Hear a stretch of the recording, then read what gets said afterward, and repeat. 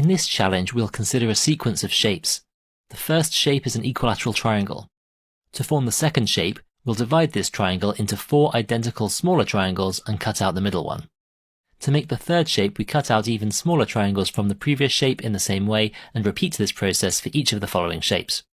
If we continue in this way, how many blue triangles will be cut out in total from the 6th shape?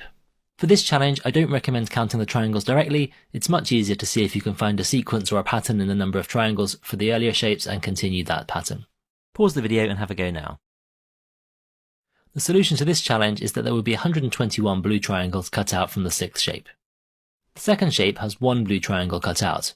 In the third shape, we see there are 3 additional triangles cut out, giving a total of 4.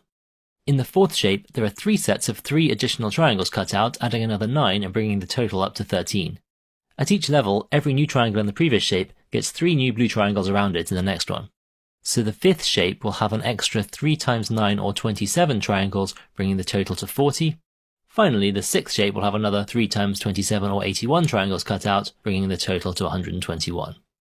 Alternatively, you could notice that the number of blue triangles forms a sequence, where to go from one term to the next you multiply by 3 and add 1.